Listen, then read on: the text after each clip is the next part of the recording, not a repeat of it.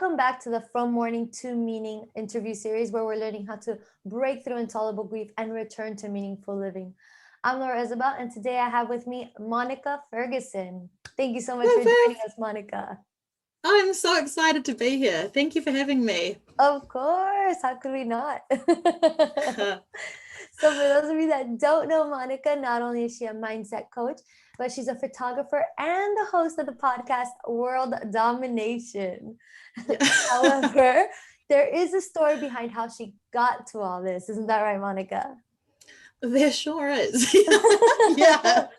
Would you like to share the story with us? Yeah, of course. Yeah.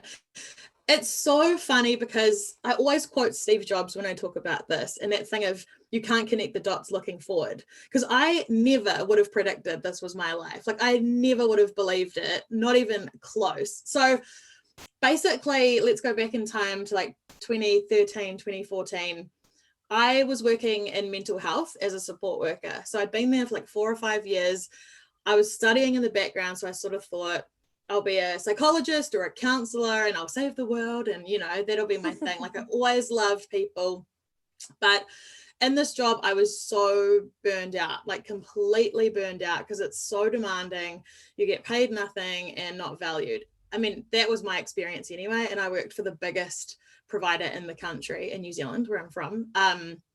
And so, yeah, I got to the point where I was like, right, I'm out, I'm done. I was sending out resumes everywhere. I sent out 70 and I didn't get a single interview. No way. And I was just like, what is going on? Like, I always get jobs when I apply. I can't even get an interview. And it kind of dawned on me, okay, this door is not opening. Maybe it's not meant to right now. And so I was like, okay, let's just stop for a sec, stop pushing. Let's just try and come back to the fact that I am lucky to have a job. I get to work by the beach. It's all good. You know, let's just be grateful for what I have. And within that week, 2 of my clients started talking to me about photography. And I was just like, that's weird. And they both started asking me, hey, can we go out and take our cameras and do some photo shoots and stuff? I was like, that's awesome. Like, yes, creativity. I love it. And so they introduced me to photography, and I am not a visual arts person at all. Like art was not my thing at school. Like music was, art, I draw stick figures, and they are horrendous. You know, it wasn't good.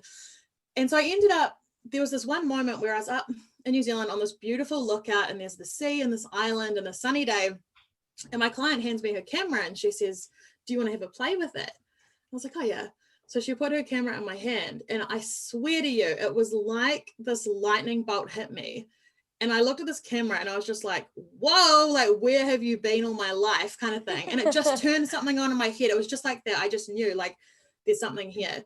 And then I just started getting obsessed with photographs. So I'm running around with my cell phone, like, there's a sunset, pull over, like on the side of the road, and I'm taking photos of like puddles and the reflections and all this stuff. It just like changed the way that I saw the world, just like that. And so both of my clients, it turns out that there was a photography school on the same block as my office that I never knew about. And both of my clients were associated with the school. So they both started saying, hey, Mon, can you come to a meeting? I want to finish my study, da, da, da, da. So I ended up going into the school, meeting all the teachers, meeting the head of the school. They started trying to recruit me as a student. And I was just like, oh, whatever, like save your sales pitch for someone else, kind of thing. And then it was this gut instinct where one day it was like, Monica, you need to quit your job and go and study photography. And I was just like, excuse me? Like I was 24, 25. I was like, I've got my whole career mapped out in my head. I was like, I'm too old to start something new, which is so funny. I was 24 years old. And I'm like, I'm too old to start something new. But it was loud enough that I did. So I went in, I had the interview, I got accepted. I signed all the paperwork, and then the next day I got offered a job elsewhere. And I was just like crazy, because I would have taken that job, and that job was terrible. So I ended up at photography school. I didn't know why, but I knew I was meant to be there. And I had this one really wacky teacher who at the time, I didn't get how awesome she was. I look back now and I'm just like, she was sent to me to help me. So basically this paper was abstract. So we had to do all sorts of weird metaphorical things. So like we'd go to the beach in the morning and make things out of sand, and I'm just like, how is this going to help me become a business owner? Or we're coloring in pictures upside down with the wrong hand and all that kind of stuff. And I was just like, what? But she said, right, we're going to start a 20-week project. It's worth 100% of your grade. It's going to be assessed by a panel of professional photographers, and you're going to deliver it to the whole school. And I was just like, I literally had just got my camera 2 days before. I just learned how to turn it on. That made me want to throw up. Like, honestly, that thought. But it was like an opportunity to go deep, right? Which is what we're all about. And because you could pick your own topic. So I thought, right, I'm going to use that to visually heal and explore the grief of my little brother. Because at that point, he had passed, he would have passed 7 or 8 years before that. And honestly, tell us a little bit about that as well. That way we get a little bit about that story as well. Yeah, totally. So my brother, so his name was Fergus, which is why my last name is Ferguson now.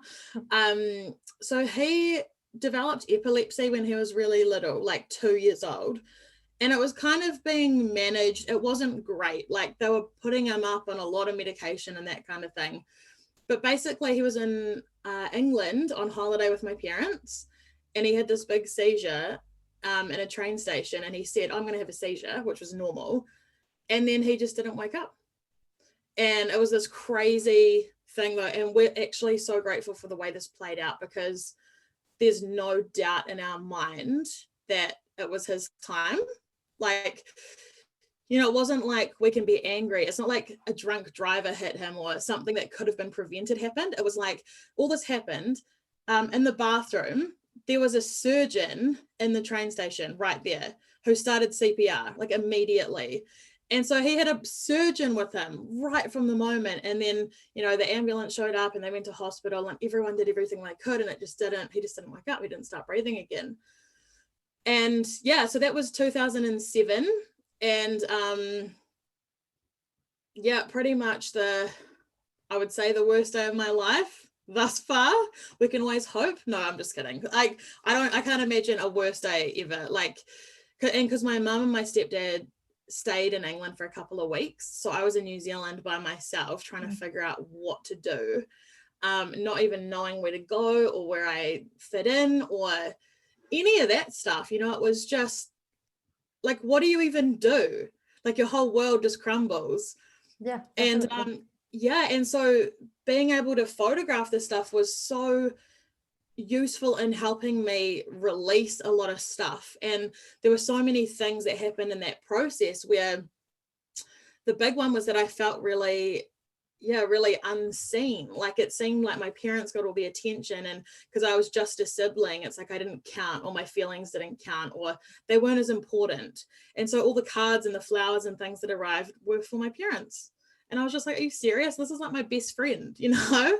And it was just like, yeah. So photography really helped me to like get some of that stuff out. And it was amazing. I think at that point I hadn't really given myself permission to feel a lot of stuff. Like I'd really shut down. I mean, we're talking 7 years on, because I was only 18 when he died. And so like we talked about the other day, I turned to really useful coping mechanisms like boys and alcohol, because you know they're quick fixes, but it's bypassing the pain, because we're not taught how to manage that. Like and after that, you know, my parents ended up moving to America 4 months later. So and they haven't and they're still there. So 14 years later. So it was like, it literally felt like my whole life just imploded. Like I felt like I lost my whole family. So I had a lot of anger. I had a lot of resentment. I had a lot of feelings of being abandoned, not being good enough, being rejected, being, you know, all of these things. And so I'd learned how to shut it down. But then all of a sudden I had this opportunity, right, to photograph it and to love myself enough to actually feel things that I hadn't let myself feel, which were incredibly painful, but liberating. You know, it's like, yeah, it's painful, but on the other side of that is absolute magic. And so going through this process and photographing all these things, and from there, it really put me on a whole new path, because I had, so at the end of the 20 weeks, I had this whole project, and it was like my heart, honestly, in the slideshow. And we had to present it to everyone, and you can imagine the nervousness in the room. I don't think I slept the night before. And yeah, the lights go off, they play the slideshow, lights come on, and everyone was crying in the room. And it was the first time that I really made that connection that you can make people feel with photographs. Everyone in the room knew what I felt, even though no one knew what the project was about. Because it wasn't like, I didn't give a presentation, it was all abstract. So, you know, but it was like my pain, my emotion had translated into my photographs. And I was just like, right. Because at that point, like, I didn't care about photographs, but when someone passes, they're all that remain. And it was just like, it was quite scary to me that, I mean, no one expects a 9-year-old to just drop dead. You know, no one's prepared for that. We always think we've got more time. And as I was studying and I was talking to people, I quickly learned how much people hate being photographed. And it's not really about the photographs though. It's about people not feeling good enough as they are. And so they put it off. They're like, I'll be photographed when this happens, or once I've done this, or, you know, but what freaked me out was that there might not be time. And talking to people who take 10 years and not be photographed, and you're like, if you suddenly pass, if something happened to you, you've left nothing for the people that love you, you know? So yeah, it really, like, it took on this life of its own, and it took me down this whole new path. But it's really cool, like, back to the Steve Jobs quote, because all the dots have connected in a way that I never could have imagined, and all of these skills have translated onto this new path. And because it's fueled by wanting to create a legacy for my brother. And it was like I just channeled all of this pain and not knowing what to do with it, and needing to keep something alive almost of him, into impacting other people. So yeah, it was quite an unexpected plot twist in my life. Definitely. It's easy to see that now looking back, but definitely when you go in it and you're looking forward, you definitely don't see all of that. You don't see what's coming at all. You don't even expect it. No, definitely not. I never could have imagined that. It's like, seriously, me, like a visual artist, I don't think so. That's awesome. Yeah. Now, there's so many things that I want to talk to you about your story. For example, I know you briefly mentioned it, but when you and your brother did pass, I didn't know that your parents had left for 4 months after that. But like you mentioned, you weren't easily going back into the grief process. You didn't easily let yourself grieve. You went on to other alternatives. Yeah. You were trying to escape from the grief, basically. Oh yeah, totally. Yeah, I remember so vividly waking up the day after the funeral and thinking, I had a massive hangover. Of course, we all did. But to then be like, what now? Because everyone just goes back to their life. And it's like, everything that you knew is gone now. And it's like, I don't even know how to be me. I don't even know what my life is anymore. And everyone else just forgets very quickly. And that's what it felt like. You're left in this and no one seems to get it. And it's so lonely. And so the strategy that I used was actually initially working. So busy. I stayed busy. I worked 7 days a week for 6 months. And my bosses at the time were friends with my mum. And I remember one day my mum came into work and they had this little like emotional exchange. And I remember getting so angry at her because I was like, this is my one place to escape, like to not have to deal with this. And you've just brought this emotion into my like safe space. But we all shut down. I worked all the time. My mum lay on the couch and watched BBC News like all day, every day. And I remember my stepdad just took baths all the time. It was like we were numb. No one knew what to do. We weren't speaking. We weren't supporting each other. You just don't know. And it's like you've got nothing to offer anyone else because you've got to really go into survival mode for yourself, right? And and so it was like, it was working all the time. And then my parents moved. And so not only did I have this grief, I also had all these other triggers coming up and feeling like very alone and very unworthy. And so, yeah, I turned to boys, and because I didn't think very much of myself at the time, you attract not very nice boys. So you attract boys that do not make it better for you, they hurt you. So I was in these toxic relationships. And then alcohol was a thing for a little while, because I couldn't be alone with my thoughts. I was doing anything to bypass the feeling. So if I couldn't be at work, that would mean that I was at home. And if I was alone at home, or even if friends were there, I did everything in my power to just stop my brain from even having an opportunity to feel anything. So that's what I did for a little while. And it is what it is. I feel like part of it is you kind of have to go through it, right? Like there's no right way to do it. I don't look back and think, oh, I wish I'd done it differently. I'm like, that was my process.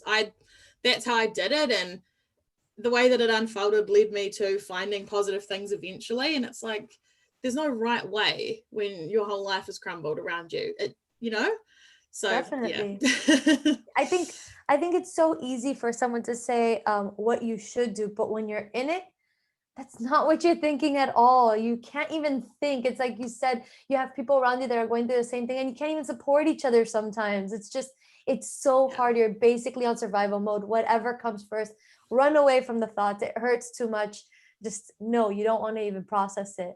And the same thing, that's probably why also it caused some hurt more in you when you didn't, which I didn't realize before, maybe when you didn't get that interview or those jobs, because that's all you dedicated your time to. And it's like, that was your thing now, work was your thing, which actually ended up being the best thing that possibly could have happened to you, because you went in another direction, which actually let you go through the grieving process and become you, really, because you were hiding behind everything else before that. Totally. Yeah. Everything's always working out. I truly believe that. And that whole thing, like, it would be so easy at the time, and I was like, I'm not good enough, why can't I get an interview? And it was that shift of, hang on, maybe this just isn't meant to be. Simple, but like such a flip, and it changes into becoming something quite empowering, instead of like, I'm not good enough. That's never true, ever. That's what our mind wants to say, and that's because that's a lot of the story that I was telling myself at the time. That's what that was like. Look at all the evidence of why I'm not good enough, and it's like, no, that's not actually true. But then the moment you flip it, you can give yourself a totally new meaning and story. And then how quickly my actual like aligned path presented itself the moment that I did that. Like within weeks or days even, that happened. That's crazy, right? That's crazy how it happens, how you can set yourself up like that. Now, when you actually get into photography, I remember you telling me in the beginning that, obviously, and you said it right now as well, that's not something you even thought about. So when she asked you to do this project, and you're probably like, what? What made you think, I'm going to film my grief process? Like, how'd you get to that thought? Oh, good question. I think, obviously, even though I wasn't big on feeling stuff, it was a huge part of my life. So it was always on the top of my mind. It was always there. And because I was using music at the time to process a lot of stuff. So I'd write songs and stuff like that. And I think because it was a massive project, and I don't do superficial stuff, like I wasn't going to create a massive project about nothing. It was like, if I'm going to do something like this, it's going to be something amazing and something that I can really pour into. And that obviously popped into my mind. This is something cool, actually, that I learned in all my training as a coach, is that with our unconscious mind, right, and I think this will be really useful for anyone going through grief, is that our unconscious mind is really good at protecting us and keeping us safe. So it's really good at forcing stuff down so that we don't get hurt, which is what I did, right? I went into grief. All of the uncomfortable, painful stuff just got pushed down into my unconscious. But what's really cool about our unconscious mind is that when we're in a position to heal and to feel stuff, it'll bring it back up. And so in this moment, my mind was like, yep, she's ready. So it brings this up for me to heal. And I think that's something so important for us, that it is so empowering to me, that so often, you know, we can feel like, oh, things are going really well. I can't believe all this old stuff's coming up. But that's why. It's because you've done such a good job at being so strong and balanced that your mind is like, yep, she's got this, she can handle it, let's heal some of the stuff that's like lurking in the unconscious. And that's where that came from. It was like, there it was in my mind, okay, let's do this kind of thing. And it shifted so much. It helped me so much, that process of crying and feeling and releasing and being compassionate with myself and all these things. It transformed my experience of what it meant to grieve at that time. Yeah, definitely. And I love what you said about that your mind will let you know when you're ready, because I never thought of it that way, but it's true. It's in your subconscious, and I know it does come up from time to time. But that's really curious what you said about how your mind will know when you're ready, and it will bring it up. And when you think, well, everything's going good, why is this coming up? Because right now you are ready. Right now you're ready to handle this. And I never thought of that. I really have never thought of it that way. I knew it came up, but I didn't think of it that way. So that's pretty cool how that happens, how your body knows, how your mind knows. It's like, okay, right now is a good time because she's able to get through this and she's going to do it. So that's pretty cool. Now, during the actual filming or doing the photography, taking all these pictures, you're obviously going through your grief process. You're obviously, all the emotions are clearly coming out, because in order for you to transmit it, you definitely had to feel it. Was there ever a time that you said, I can't continue doing this. I don't know if I want to continue doing this. Was it too hard? And you just wanted to like, way too much, stop, go back and retrieve again, like you were before trying to run? Oh, totally. Probably once a day.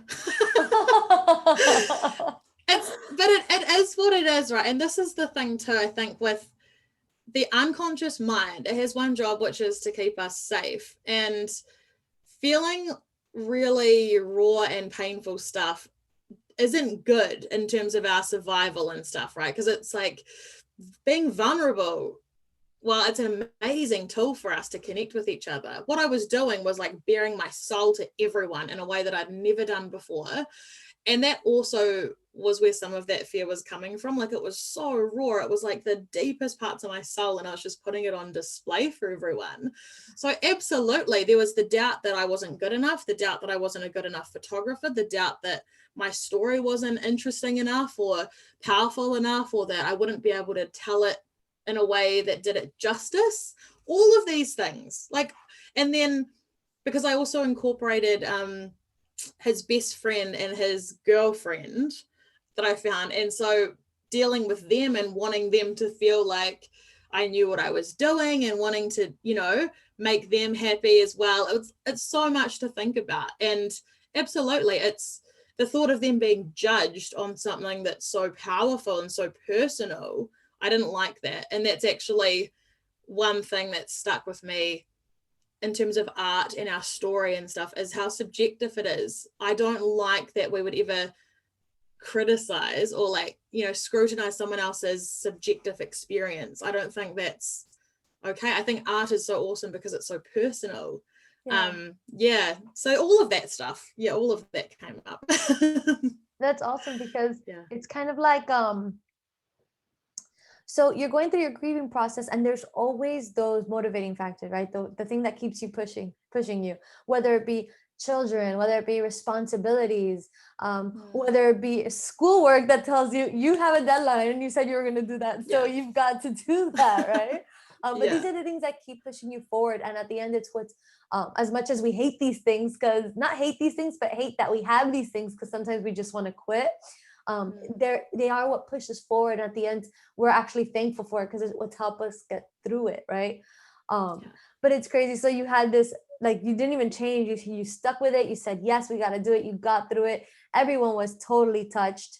Did you feel a release after that project? I know obviously the grieving process still continues, but did you feel released? Did you feel better after that? How did you feel after that? How did you manage grief after that? Oh, good question.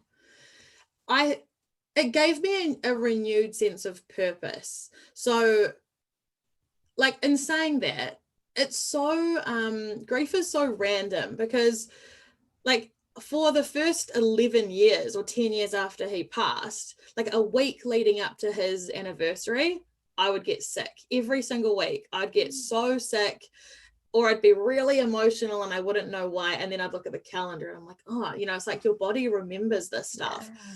But then other times I'm like, it's his birthday and I'm just like, happy birthday, bro, like no issues. And that was the thing.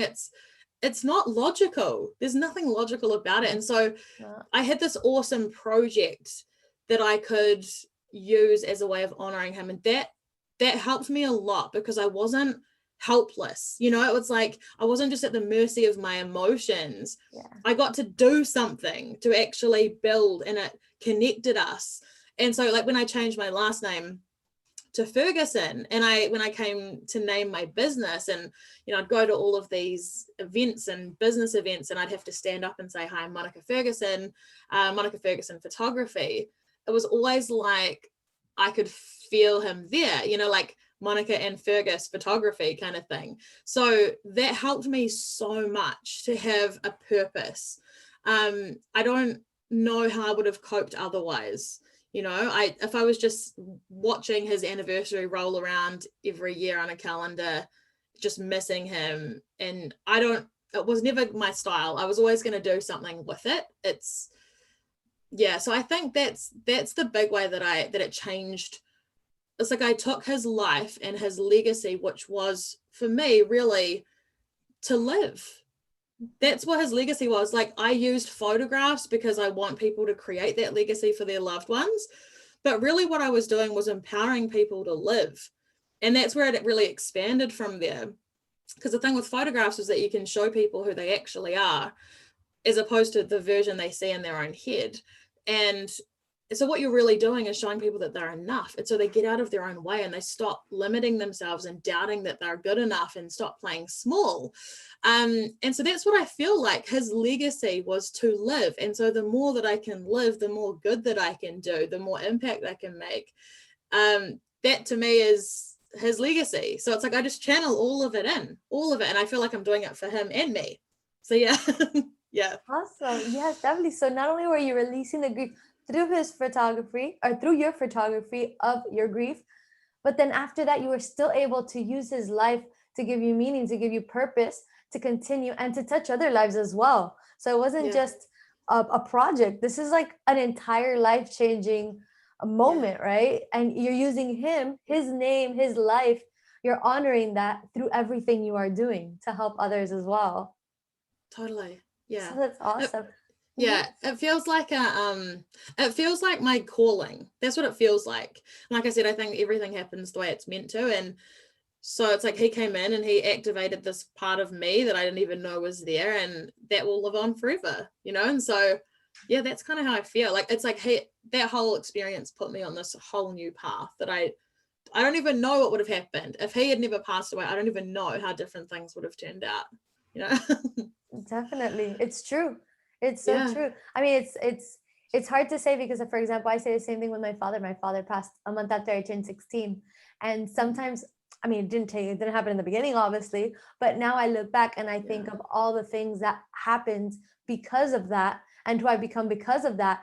And I'm not saying I'm happy he passed. No, I would love to have him here, but I don't know who I'd be if he was here. I would definitely not be the same person. I don't know if I can't imagine it. I really can't, because everything I've done, everything I've become is because of that. And I imagine it's the same thing with you, with your business, your life, the way you see things, the way you help people. It's just who you are now. So taking that little part out of your life, it's like you're lost again, really. You go back to being lost.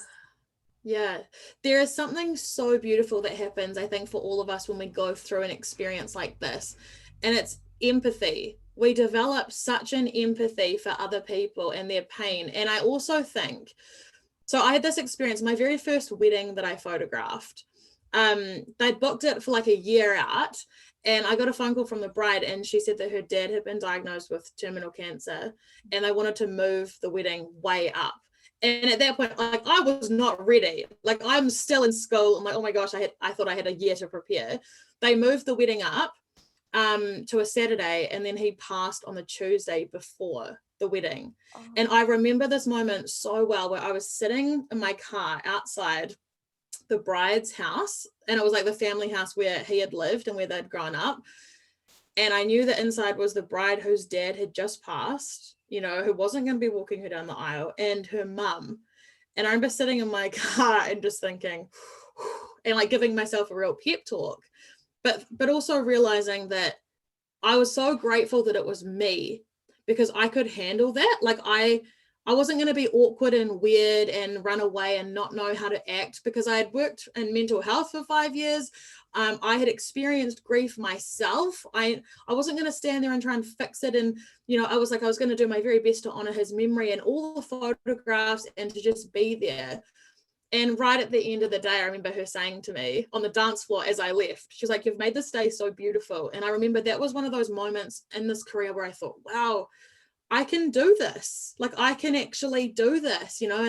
And yeah, it makes me so emotional even now just thinking about it, but there's something about that, you know, like, it'd be cool to hear your experience too with this. But I know that when Fergus died, basically all my friends left. People don't know how to deal with it, right? So they just don't reach out to you. Yeah. And I always remember thinking, I will never be that person. I never want to be that, because people panic and they don't know how to act or what to say. So they just leave you when you need them the most. And I think that's one of our strengths, is this empathy, that we can just be there for people. We can just hold space. We don't need to try and fix it. It doesn't scare us. You know, how did you find that? To be honest, I was the opposite. I pushed people away. Well, I didn't push people away. Really? What I did was lie. To be honest, I was in total denial. Yeah. And people would ask me, I wouldn't lie, but I'd not tell the whole truth. So they'd be like, oh, what does your dad do? And instead of saying my dad passed, I say, oh, my dad works in this and this, or oh, my dad works mornings, so he's not home when I'm at school. Like, I'll continue living him, like he's living to me, like he was there, he's alive. So a few people knew, because they saw me break down on the floor when I got the call. But everyone was very quiet, because I never mentioned it. To me, it was always, he's there, he's alive, everything's good, everything's perfect. But in my head, it wasn't like that. In my head, I was like running from, so I also had my sense of running away, running from home, running from everything. And everything seemed okay, seemed perfect, but not in my head. So I didn't experience the friends leaving. But I also didn't experience the, let's have a conversation. I closed up. I didn't talk to anybody about it. So it was kind of like the exact opposite, the exaggerated other part of it. You don't talk about it, but not because they don't want to, but because you just don't say anything, you know? So I experienced that side of it a little bit with that. Yeah. And everyone's different. That's the thing. Everyone's experience is so different. Yeah, definitely. It's so different, but once you go through it, you can understand everybody's point of view, right? Because it might be so different, the experience, the way you handle it, what you feel, but you feel it for them. When they tell you, you feel it, and you're like, I don't know exactly what you're going through, and I don't understand it to its completion, but I can imagine how it's going, you know? Totally. And that's a beautiful thing. That's I think is a very beautiful thing, the way that we can relate to each other, the way that it brings us all together. This one thing, it's not like, for example, we're women, we wear heels, so we can relate to that. No, it's completely different. Like, it's like universal. Like, you hear someone's loved one pass, and you feel it. Like, you literally feel it inside. You know what I mean? And that's a beautiful thing. It's a beautiful thing to be able to connect with someone. And it's a beautiful thing, not even for someone else, but for yourself as well. I think the way you live life after it, the way you're able to realize how quickly things are gone. Maybe not right when it happens, but along the lines, it's like you get this mind shift change, and all of a sudden, life is life. Like, you live it every chance you get. So I think that's also some beautiful things that come from grief itself. Totally. Yeah, definitely. There is that thing of, when you realize how fragile it is. And because we always think, I feel like we act as if we're invincible. Yeah. And it's like you kind of hear someone else, like your friend's dad passed or someone you know lost someone, but until it really comes to you, you kind of feel like it happens to everyone else, right? And that would never happen to me. Yeah. But then when it actually happens to you, you're like, whoa, I need to start I need to start actually living my life and not taking things for granted, because I had been at that point 1,000%. Yeah. And you were young too, so I was young too, so even more. Yeah. I don't know about you, but even more we took it for granted, because it's like we're young, we really don't think about it. Life is life, you know? And then something like that happens, you're like, hold up. Yeah. So it's crazy. It's really crazy. But it's also, it's amazing the way we pull out from it, and the way that you can help other people, because these people you photograph, they might not be going through grief, but they also, they don't feel that confidence in themselves. So you have to, you were telling me how you have to empower them, make them feel empowered, make them feel confident, make them feel beautiful before you even take their photograph, I mean. Yeah. And Totally. how do you do this? How do you go about giving them that confidence? So it's funny, but it's very intentional. So basically I create a space that just is awesome. So every interaction we have leading up, it's exciting, it's powerful. The language that I use is very intentional. I banned any sort of negative self-talk from my space, so no one's allowed to say anything like that about themselves. But there's something too that happens when, like, people match your energy, right? So if I come into a room and I'm so excited and people are telling me their story and I'm like, oh, this is so amazing, like I can't wait to we could photograph like this, or we could tell the story of your business like this, or oh my god, that color looks so good on you, and you mean it, you know, it's all sincere. People aren't used to being in a situation where all this time and focus is on them, because especially as women, what I find is that we give to everyone else. So when you have this space and it's all about you, and let's say you've got a makeup artist who's like making you feel glamorous and complimenting you as you go, and there's me, because I always get super excited at photo shoots, so I'm like, got all these ideas, and oh, what about this, and we could do this. People just feel so good, and then the moment I get them in front of my camera, there's already trust, there's already this rapport, and so they let me see them, and it's this very intuitive, intangible thing. But when you've taken time to build trust, people don't put up that wall of like, I need to smile, you know, I need to be like, I need to be guarded. No, it's, they trust me, and so I get to photograph who they are and show it back. And it's like, it's beyond the physical. It's like I get to photograph their soul. This is how I feel it goes. People drop the guard, I get to see who they are, I move them, I direct them in a way that's like super flattering. You turn your camera around and they see it. And I do this within a minute of each shoot. They see how they actually look and they're just like blown away. And so from that point on, they're so excited because they realize the power of it. And so then they trust me, right? So I can do all sorts of crazy stuff. I'm like, this is going to sound weird, but let's just do it. And it becomes this really fun process where you literally rebuild someone's self-perception. And that's kind of where like the coaching came on after that, and my podcast and all that stuff, because I realized that it's building self-worth. Like the photographs are really like a souvenir of this epic, empowering self-worth session. That's what it became. That I had all these clients leave and write 5-star reviews for me before they'd even seen their photographs. And I was just like, and I realized it was the experience. It's that, it's space, but it's also when you see people, when you actually see them and you reflect it back to them. Like most people don't feel seen. That's the thing. And so it's like, it's this very intangible thing that happens, but it's this experience. And that's kind of where it just expanded even more and more into, you know, to go back to my original point about Fergus and like the whole legacy thing and wanting to wanting to help people live. As a coach, you can do that. Imagine like being able to turn off people's limiting beliefs and their doubts and their fears and help them see themselves as they actually are, and then be this cheerleader for them and then watch them prove to themselves how awesome they are. It's like these things just keep going and it creates this ripple effect. It's amazing.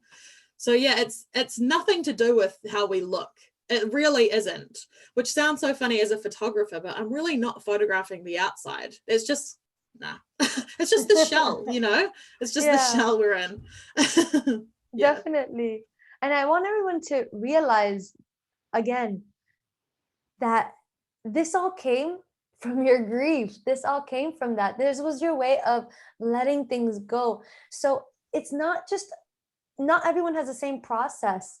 So there's different ways to go about it. There's different ways to express grief. There's different ways to release it, whether it be photography, whether it be a sport, whether it be drawing, whether it be music like you did before. But there's so many different ways that they can experiment with and see what works for them.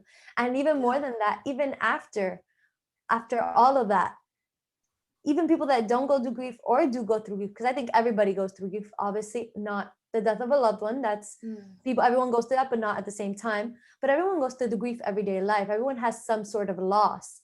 And when you go through these things, sometimes you can feel less confident. You can feel not empowered, and all these different things that shut you down, shut you out. But the ability to stand up and say, I'm worth it, you know, and just show yourself, like you said, not for who you are on the outside, but for who you are on the inside, really show yourself. That's just a beautiful thing. That really is. So why don't you tell us a little bit about your podcast? Because I know they want to hear about that. I love hearing people say world domination. It's so funny. Because when you told me that, I was like, that's just perfect. Yeah, I'll tell you the whole story. So it started, there were two reasons why I started it. One was that I was working as a photographer and I was posting all these pretty photos of people on social media. And I started to feel like I had a responsibility to share the whole truth, right? Because one of the things about social media is we only post the highlights. We only post the perfect stuff. We don't share the truth. And that bugged me. I never liked that. It's like, no one's being honest. You know, we're all just trying to feel better about ourselves by making everyone else think our lives are perfect when they're not. But that, yeah, our connection is all of the other stuff. You know, that's what connects us. So there was one I wanted to start a podcast where I could actually speak about the common things we have, like feeling depressed, feeling unworthy, feeling not good enough, feeling like, you know, all of these sorts of things. And the other thing was, I have this friend who, you know, sometimes you have friends where you go to have coffee for them and you meet for an hour and then 4 hours later you leave and you just talk and you solve all the world's problems and stuff. And I remember saying to her, man, I wish we were recording these conversations. Like, they're so good. And I was like, oh, why aren't we recording these conversations? And so I just decided, right, I'm going to record conversations like this that are real, though. They're not scripted. They're not like a job interview. They're real people with real experiences sharing their vulnerable truth about, you know, it's like, it's personal development meets spirituality. So it's people who have dreams and goals, people who are healing, people who are growing, and it just connects you so much because we get to see behind the scenes of everyone's process. And what happened, you know, like what you might see on social media is they're crushing it. They've got this amazing business. Behind the scenes, you hear about the grief that they went through, the breakup that destroyed them, the whatever, all of this stuff. And it's so inspiring. So that's where that came from. And initially I actually called it Maiden Speech. So my friend came up with that name, which I thought was cool. And then in January, I actually rebranded because world domination was not really a joke, but in this networking group that I used to be in, used to have like one-on-one coffee dates with members of the group. And we had a bunch of questions that we would ask each other. And one of the questions was, where do you see yourself in 12 months? And I always, or like, what are your goals for the next 12 months? And I always used to say world domination. And people would laugh and think I was joking, unless those people knew me, because I'm not really. It's like, if we could aim anywhere, why don't we aim as high as we possibly can, you know? And so, yeah, over my summer, so in January, I was like, I'm doing it. I'm just going to change it to world domination, because that's the energy that I want. I want people who have massive dreams and who can really tap into their limitlessness to feel like, yes, I could do this too. I mean, if I can do it, anyone can. So that's why I changed the name, World Domination, and yep, haven't looked back. And the next time you went to that group and they said, what do you want to do? You're like, I did it, world domination. I left that group ages ago because they weren't a part of my world domination. They went. That's time awesome. to go. Well, and also, for those of you watching, we are including the link to her podcast, so you can definitely take a look at that, because I'm sure you guys will love to listen to that and get some good stuff from it. Just like she, because the same thing, you kind of talk about the same story that you went through. You're this awesome person with a business, seems everything's going great, but no one really knows until you tell them everything that you went through before you got there. And I think that's a lot for everyone, a lot of people that are successful. We all go through troubles that get us there. So a lot of times we look at people and we're like, oh, they have such perfect lives. Oh, they never experienced this. Oh, why does everything happen to me? Yeah. When in reality, it's not like that. They just were able to change their mind shift a little bit and get through it, really just go through it and not push it away, go through it, live it, and let it change them how it needs to change them. So I think that's a great podcast to listen to, and I'm going to definitely give you guys that link to that so you can easily access it. You don't have to think twice or look for it, just a simple click away. So I'll definitely give you that. And before we go, Monica, one last thing. I know there's 1,000 things you can possibly say, but if you had to say one thing to those grieving right now, one tip that you can give them, anything at all, for those people that are grieving at this moment, what would you tell them? What can they take from this? Okay, so the first thing that popped into my head, I'm just going to say it, is they never really leave. They never really leave us. Like, it might feel like it, but I've felt so connected to him. I mean, there's so many things that you could say, right? The biggest, there's so many things. Honestly, I can't really narrow it down to one thing. Ladies and gentlemen, and now you know this is not scripted. Yeah, I know, this is definitely not scripted. I'm like, I could have taken a week to prepare for that question. Yeah, I for me, that's one thing that helped me so much.